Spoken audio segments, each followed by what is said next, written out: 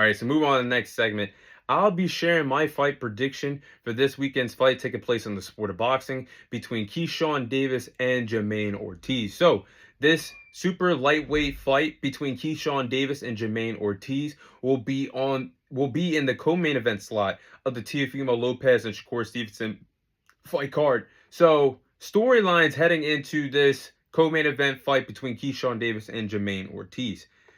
Is Keyshawn Davis ready to get back in the boxing ring? Now, I think Keyshawn Davis has a bright future ahead of him in the sport of boxing. He's 13-0, already been a world champion under 15 professional fights in his boxing career, represented the United States in the Olympics a few years ago. I think Keyshawn has a bright future in the sport of boxing. That goes back to his latest performance nearly 12 months ago, where he defeated Dennis Burchick on Valentine's Day to become the WBO lightweight champion. Now, you fast forward to the month of June, where Keyshawn Davis was supposed to defend the 135-pound WBO title against Edwin De Los Santos. Now, that's when all hell broke loose. This was supposed to be a homecoming for Keyshawn Davis in Norfolk, Virginia, his homecoming.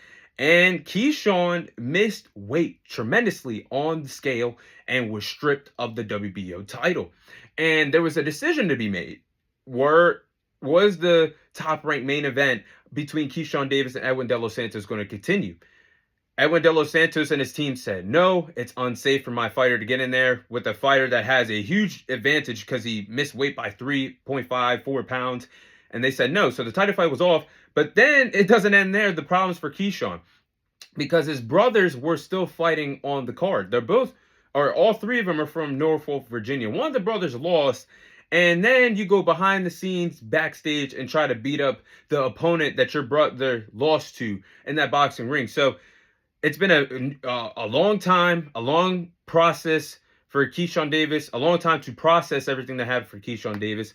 He has a whole new team. He's moving up to a new weight class of 140. It's undetermined if he'll stay here, if this is a pit stop to welterweight at 147 or not.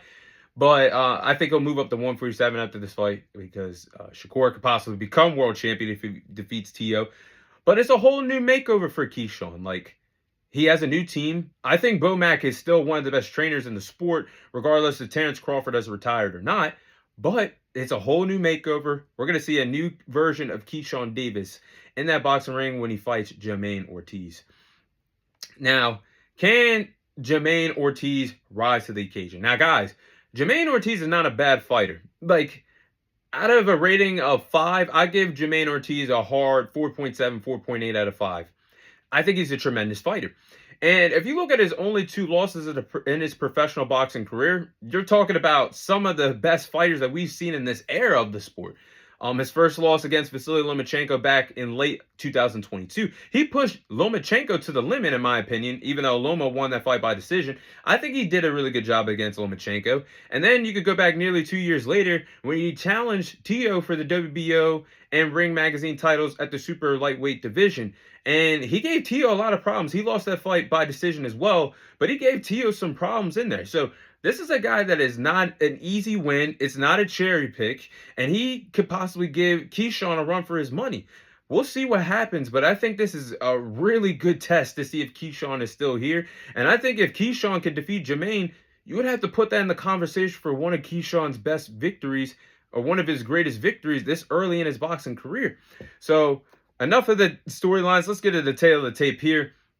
Starting off with Jamaine Ortiz. Jamaine Ortiz has 20 wins, 2 losses, 1 draw in his boxing career, has 10 victories come away of knockout, stands at 5'8" with a reach of 69 inches. Then I'm looking at Keyshawn Davis. Keyshawn Davis is 13-0, 9 victories come away of knockout, stands at 5'9" with a reach of 70 inches. So the height and the reach is going in favor of Keyshawn Davis heading into this fight on the co-main event of Teofimo Lopez and Shakur Stevenson.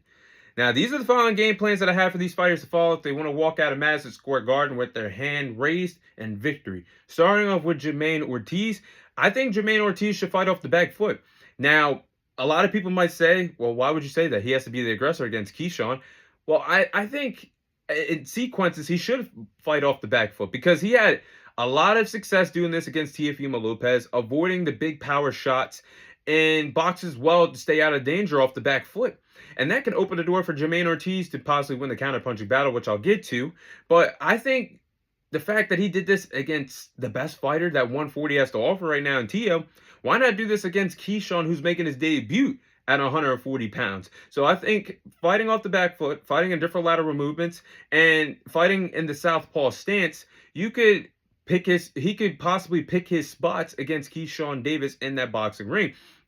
And yes, that goes to my point I just said a few moments ago. Win the counter-punching battle.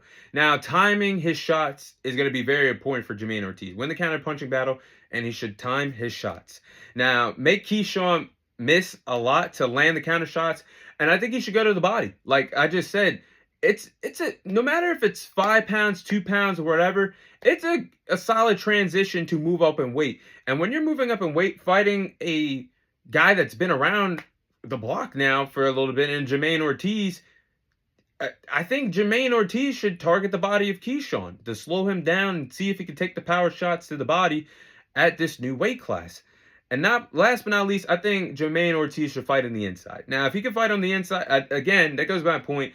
At times, yeah, I think he's going to have to box off the back foot, fight in different lateral movements. But at times also, he could be behind on the judge's scorecards. He's going to have to engage in the fight. And that should open the door for Jamaine Ortiz to fight in the inside. Now, he could slip in some combinations, land the jabs, the body shots, and let the hands fly against Keyshawn. He could have some success against Keyshawn Davis. Now, for Keyshawn, I think Keyshawn Davis should walk down Jamaine Ortiz. He should be the aggressor, fighting forward, and be able to cut the ring off. Now, I've seen Keyshawn do this in the past against some opponents of his, fighting former world champions.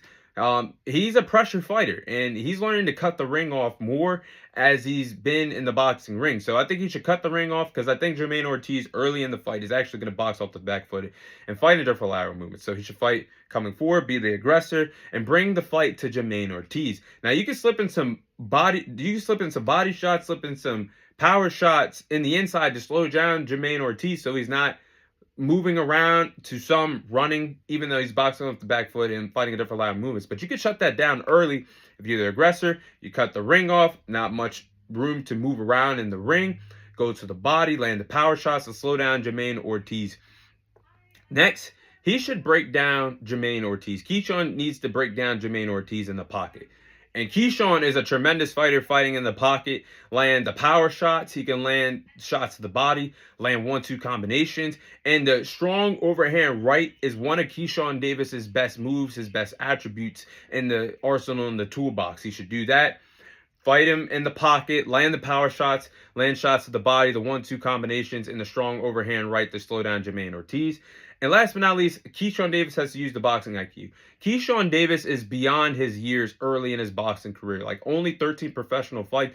But this man is in camp with Shakur, Terrence Crawford. Like, he's learned a lot very early in his boxing career. So I think he has to use his boxing IQ, control the pace of the fight. Even though you're walking down Jamaine Ortiz, put the pressure on him. He's a tremendous pressure fighter. And I think he should do that against Jamaine Ortiz, be the aggressor, and take away Jamaine Ortiz's game plan, boxing off the back foot for a while, and fight in different ranges. And I think he can honestly, if he could cut the ring off, land the power shots, fight well on the inside, the 1-2 combinations, the overhand right, you could possibly slip in some uppercuts as well on the inside. Like, he can have a lot of success against Jamaine Ortiz.